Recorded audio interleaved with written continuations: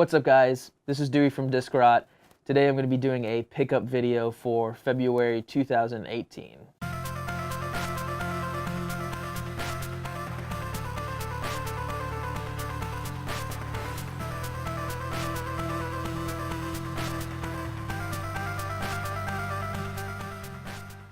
So there's two things that you're going to infer from this video. One is that the Switch is basically my primary console of choice at the moment. Between that and the PC, that's usually what I've been playing recently. And two, it's tax return season. And I know a lot of other YouTubers will be able to get games from developers and stuff to try out, and then they obviously do a review, so I assume it's for free. But I do not have that luxury, so all of these games I did buy out of pocket. First, I'm just gonna get this one out of the way. It's super weird compared to everything else, so I'm just gonna say it. I got Arnold Palmer's Tournament Golf. I'm actually going for a full Sega Classics collection, just because it's pretty easy to get them. It's just finding them, they're cheap. I can't remember, I got this one for like $5 when I was at a local store just because it was there. This one was cool because I am very selective about what I buy, and this one came with a manual, and it came with like 2 of the posters that were included, and obviously the game. It's in really good condition. Next one is going to be Poi Explorer Edition. This is a very interesting game. It is a 3D action platformer. It's very, very reminiscent of Mario 64. You start off as one of the 2, what are they called? Orphans. You start off as one of the 2 orphans, and you are basically an explorer and jump onto a ship, and then just like in Mario 64, you go to different islands instead of going through paintings, and then there's medals that you collect. I really only bought this game because it is an indie game, and I feel like one day I'm gonna wanna have a full Switch collection, which is gonna be extremely hard. So right now I'm gonna try and buy up all these like weird indie games as soon as possible before I have to, go searching for them one day in the future. So I beat this one in about like 5 hours. It was all right. It's cool to pass the time if you're done with Mario 64 or Mario Odyssey. Next, we got my crack. Dragon Quest Builders is amazing. It's super addictive. You start off in the beginning of the game, and they are very blunt about telling you that you are not the hero in this story, you are the builder, and that's basically what you're supposed to do, is build up the world from this post-apocalyptic kind of destruction that happened, and go to different towns and stuff like that and help out the people in there.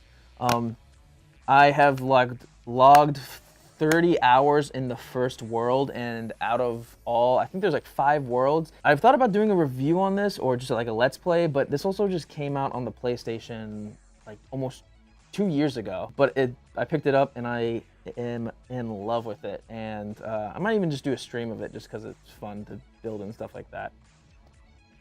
The next one I bought physically for the first time, and I've been waiting for it to come out physically, and that is Rocket League. I just started playing this last night, and I can definitely tell that I'm gonna need to play a few hours of it before I get the hang of it, because right now it just seems like a bunch of people like running around in circles, or sorry, like cars driving around in circles, just hitting each other in the ball, and then if the ball just happens to be in front of the net, then you get a goal.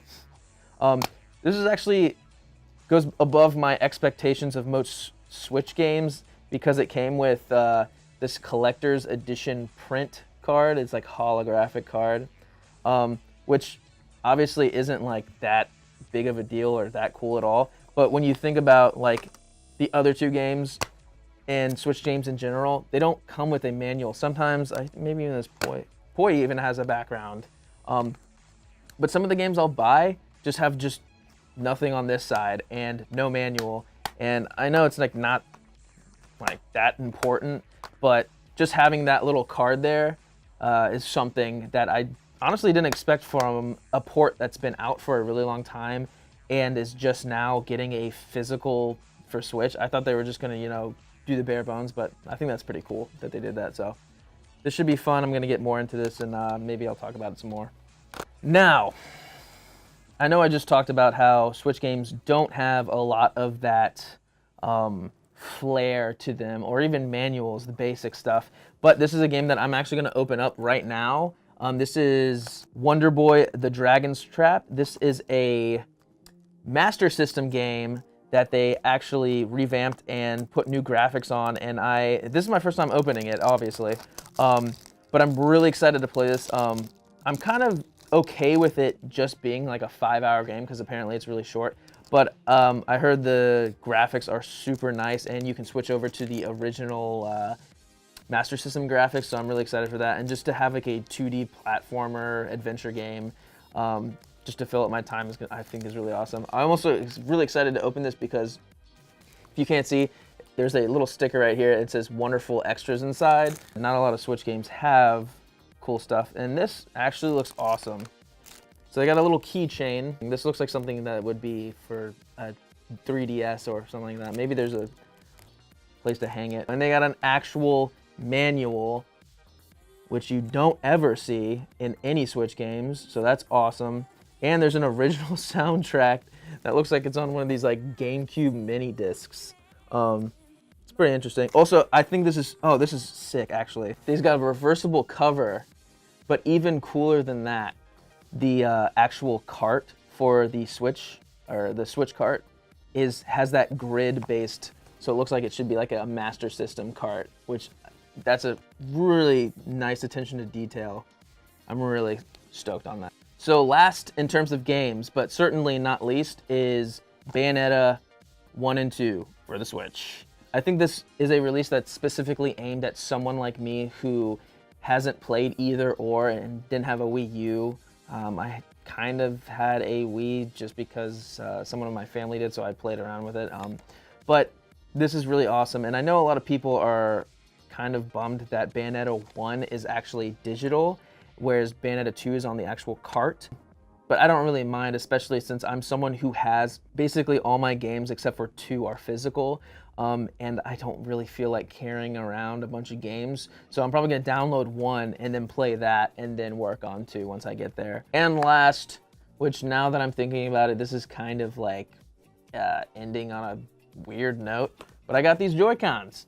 I'm really excited about these. I still haven't opened them because one of my friends is going to Japan and he's getting the other set. And if you don't know, we finally got the Splatoon Joy-Cons, but in Japan, where the pink is, so the left Joy-Con is actually green in Japan, and then basically the reverse. They're reverse in Japan. So I'm waiting for him to come back so I can have 2 pink Joy-Cons, and then I will open this. But I'm super excited to have these. I was really upset that we didn't get them immediately, but I'm glad I have them now.